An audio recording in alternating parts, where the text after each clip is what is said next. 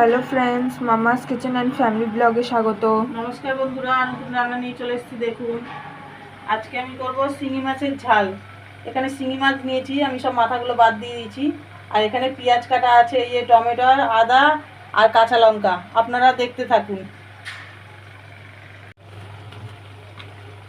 মাছগুলো ভাজা হয়ে গেছে, এবার আমি কড়াতে পেঁয়াজ দিয়ে দেবো।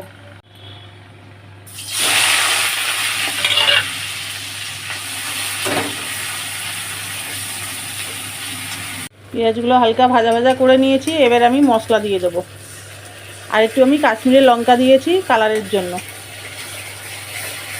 মশলাটাকে ভালো করে আমি কষে নেব। মশলার সঙ্গে আমি নুন হলুদটাও দিয়ে দিয়েছি। মশলা থেকে তেল ছেড়ে দিয়েছে, মশলাটা কষা হয়ে গেছে। এবার আমি জল দিয়ে দেবো।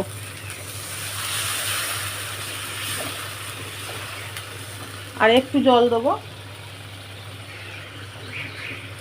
যেই ঝোলটা ফুটে যাবে এমনি মাছগুলো দিয়ে দেবো।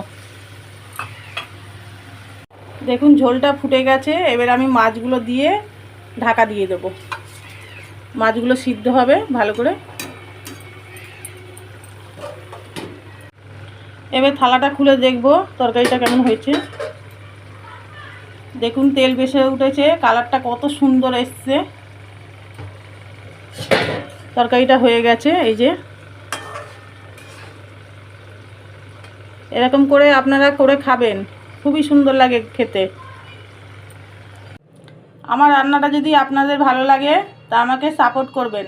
ধন্যবাদ।